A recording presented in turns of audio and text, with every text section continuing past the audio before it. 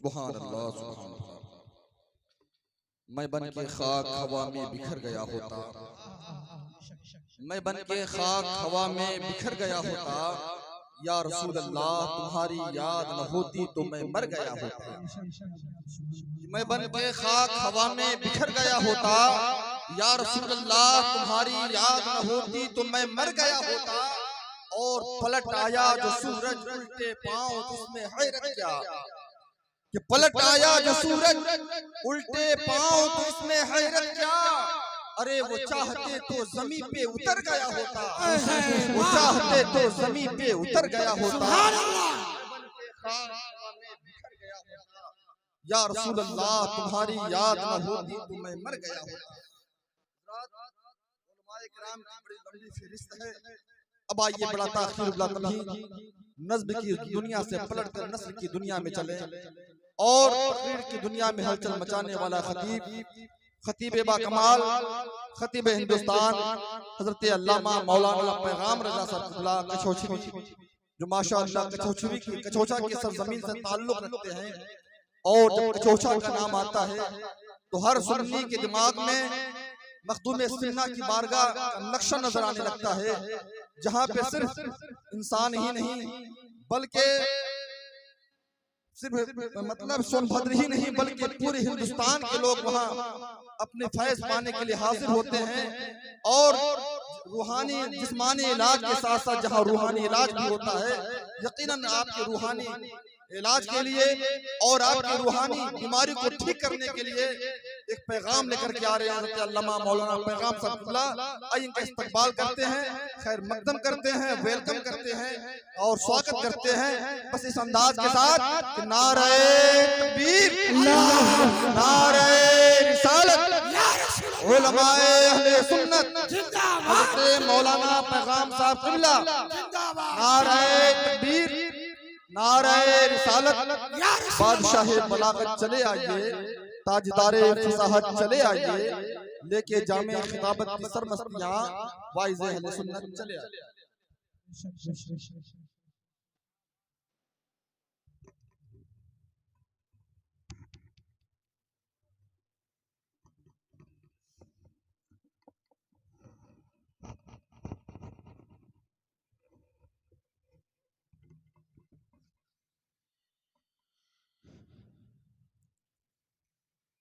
मिंबर रसूल पर बैठे हुए बावकार उलमाए किराम,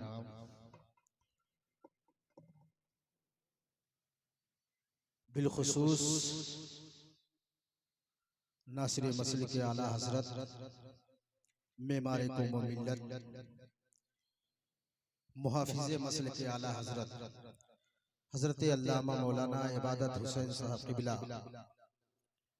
और बिलखुसूस हजरत नकीब हिंदुस्तान हजरत हाफिज कारी शरीफ अहमद साहब क़िबला और तमाम तर उलमाए किराम और तमाम तर सामीन किराम, अस्सलाम वालेकुम रहमतुल्लाहि व बरकातुहू। मैंने इतनी मोहब्बत से सलाम किया है और आपने इतना फुसफुसा के जवाब दिया जैसे चंदा मांगने के लिए खड़ा हो गया। मोहब्बत से सलाम का जवाब मोहब्बत से अता करें, अस्सलाम वालेकुम। वालेकुम अस्सलाम। अब लगा कि वाकई खैराही में प्रोग्राम हो रहा है, इसी जिंदा दिली से आप हजरात हर चीज समाप्त कीजिए। आप अपने माथे की निगाहों से देख रहे हैं अजीम अजीम शख्सियतें मिंबर रसूल पर हैं। हजरात गुफ्तो शुरू से कबल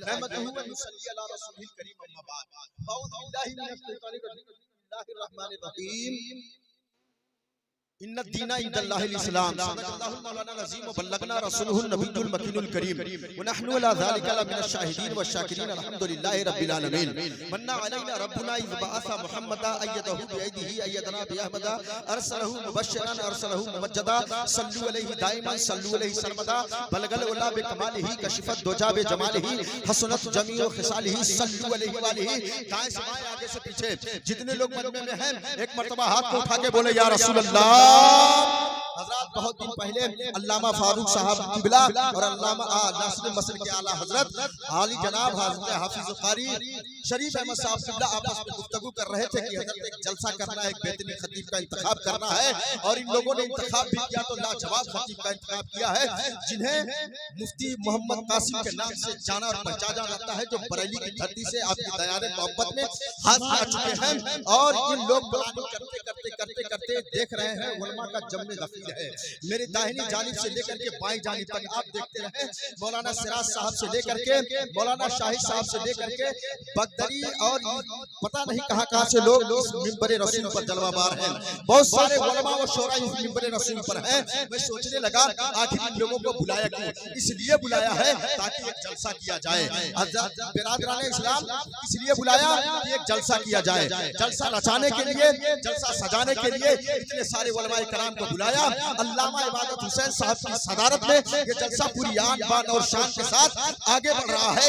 झालर का इंतजाम किया, बत्ती का इंतजाम किया, लाइट का इंतजाम किया, सारे इंतजाम किए इन्होंने। और लाइके मुबारकबाद है ये कमेटी जिन्होंने खाने पीने हर चीज का बेहतरीन इंतजाम किया है सिर्फ एक जलसा करने के लिए। तो बिरादरान इस्लाम, जलसा करना खुदा की सुन्नत है।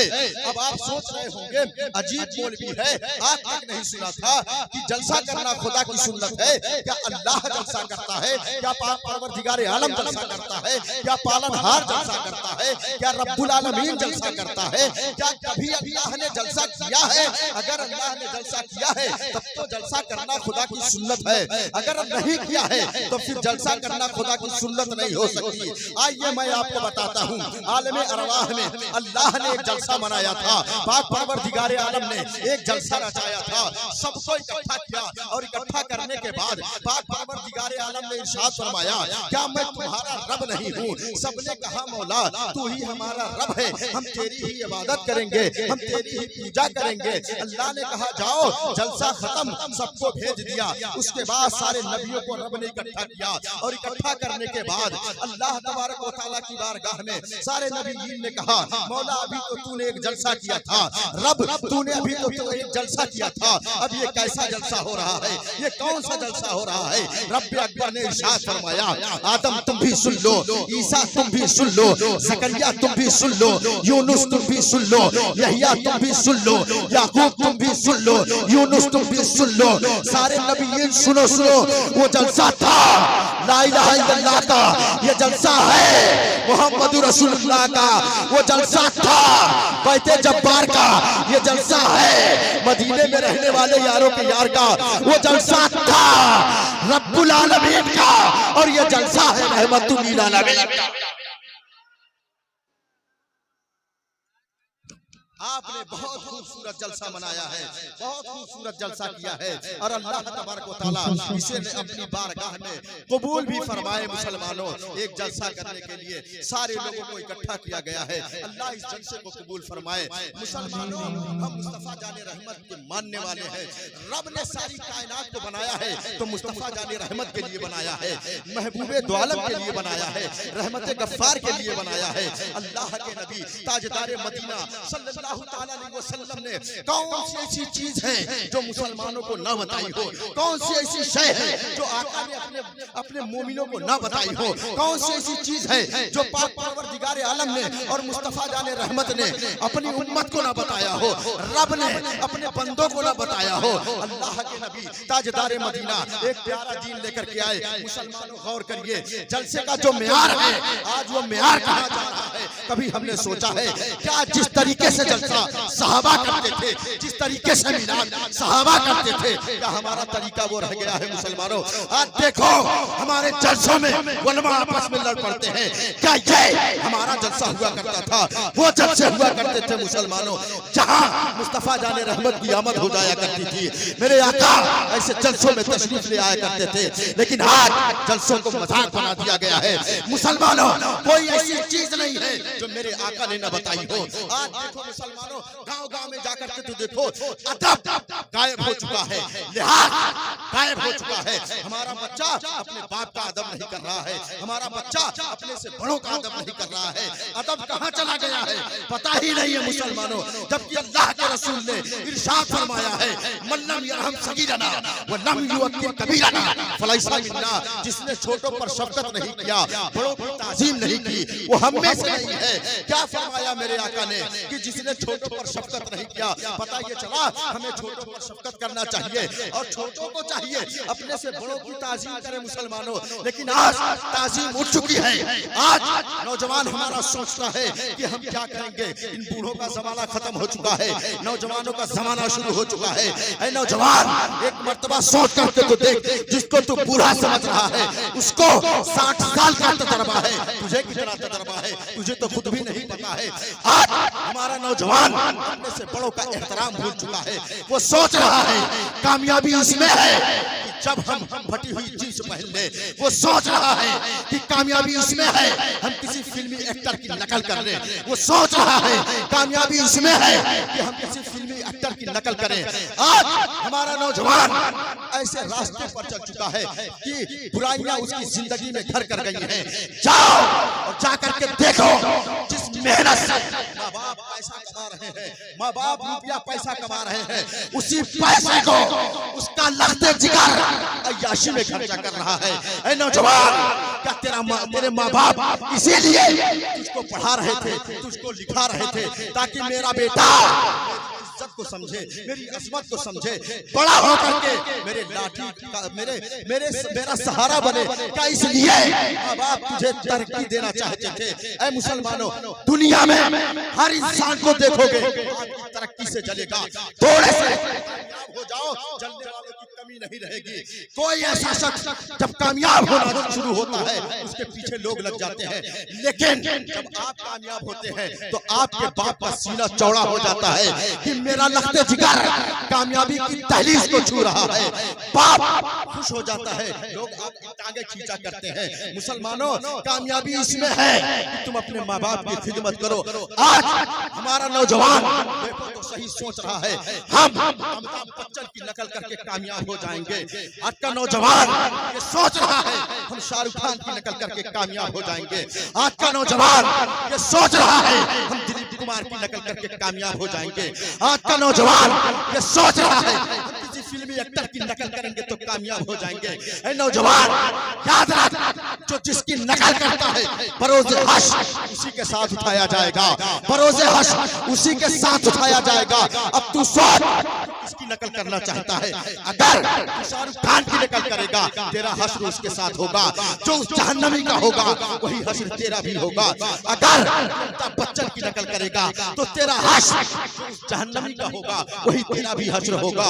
मैं ये नहीं कहता हूँ कि तुम नकल ना करो, अगर तुमको नकल ही करनी है तो ख्वाजे अजमेरी की नकल करो, अगर तुम्हें नकल ही करनी है तो दाता अली हुजूरी की नकल करो, अगर तुम्हें नकल ही करनी है तो दाता सफीउल्लाह की नकल करो, अगर तुम्हें नकल ही करनी है तो तुम गौसे आजम की नकल करो, अगर तुम्हें नकल ही करनी है तो सिद्दीक़ अकबर की नकल करो, अगर तुम्हें नकल ही करनी है तो उस्मान गनी की नकल करो, अगर तुम्हें नकल ही करनी है तो मौला अली की नकल करो, अगर तुम्हें नकल ही करनी है उस्मान ज़ुन्नुरैन की नकल करो, अगर तुम्हें नकल ही करनी है तो सहाबा की नकल करो, अगर तुम्हें नकल ही करनी है तो जनाबे बिलाल की नकल करो, अगर तुम्हें नकल ही करनी है तो सिद्दीक़ की नकल करो, अगर तुम्हें नकल करनी है तो मुस्तफा जाने रहमत।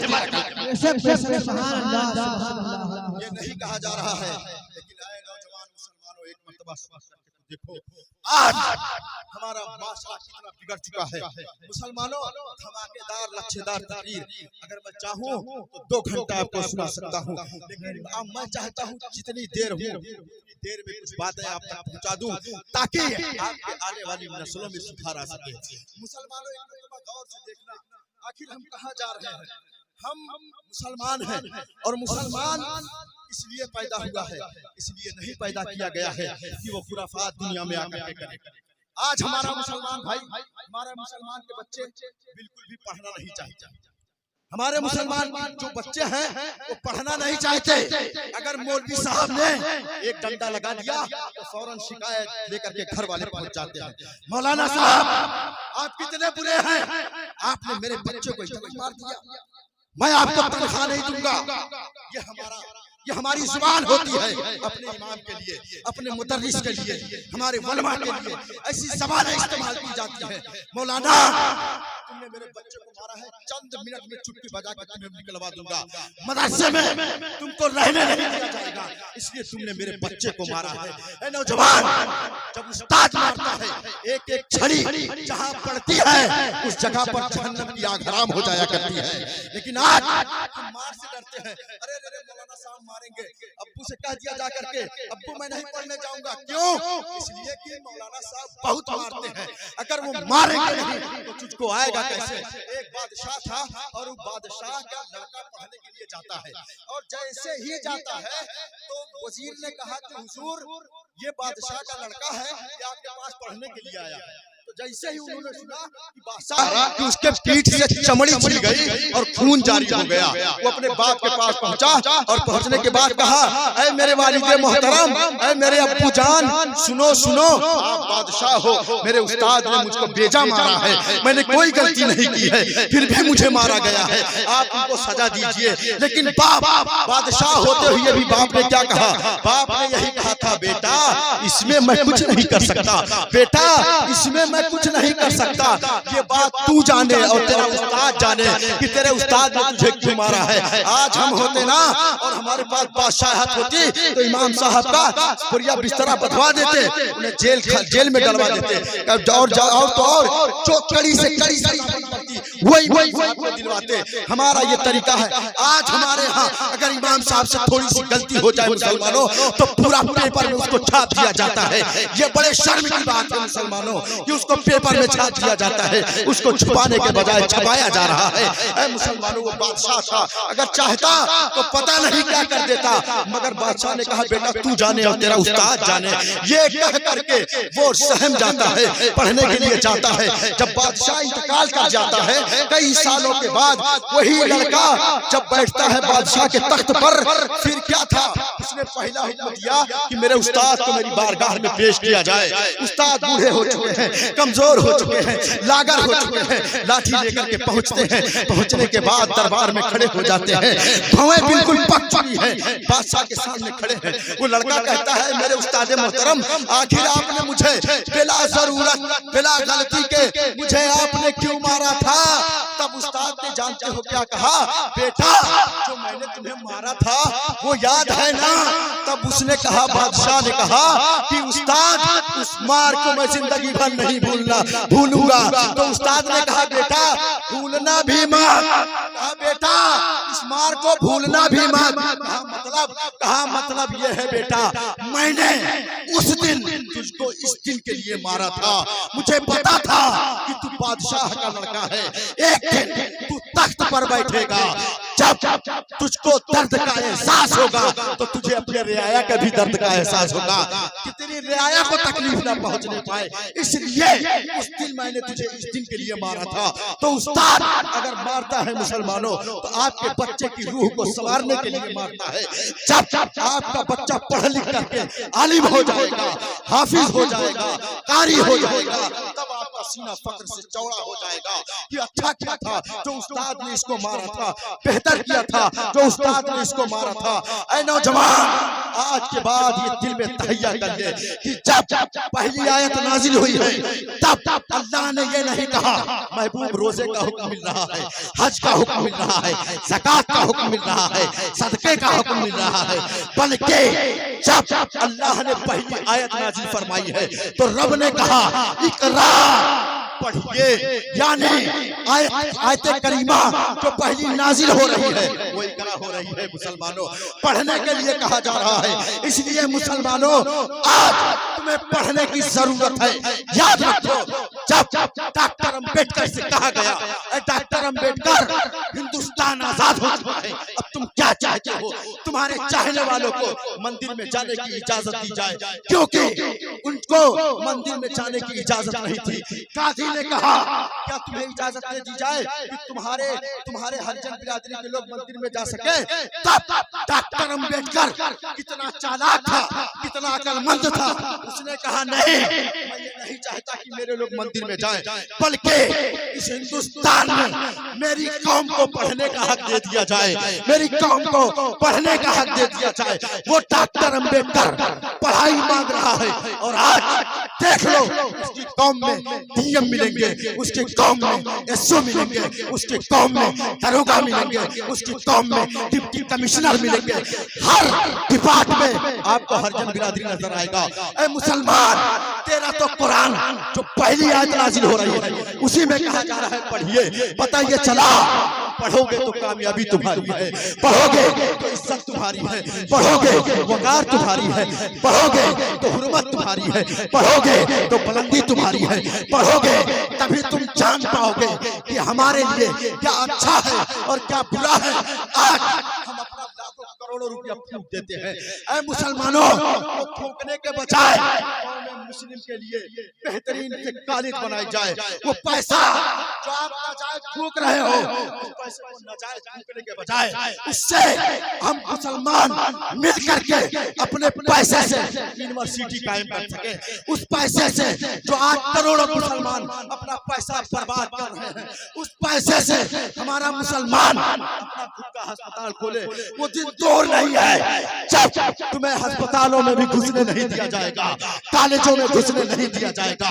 इसलिए अब जरूरी है कि तुम अपना अस्पताल खुद बनाओ, जरूरी है तुम अपना कॉलेज खुद बनाओ, जरूरी है कि तुम अपना म्यार खुद खड़ा करो, ताकि हमें किसी गैर के पास जाने की जरूरत ही न पड़े। ऐ मुसलमानों, हमारे लिए ये बहुत जरूरी है। सबसे पहला काम है, मैं हाथ जोड़ के इल्तिमास करता हूँ मुसलमानों, तकरीर बहुत धमाकेदार हो सकती है, मगर ये चंद बातें थी जो मैंने आपके सामने रखी।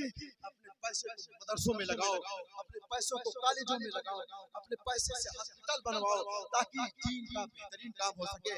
और मुसलमानों के लिए जो खतरा आगाह कर रहा है, उससे हम पहले से ही आगाह हो जाए और अपना इंतजाम कर ले मुसलमानों, ताकि हमें किसी किस्म की कोई तकलीफ ना हो। अस्तगफिरुल्लाह रब्बी मिन कुल्ली ज़ंबिन व अतूबु इलैह। सुभान अल्लाह।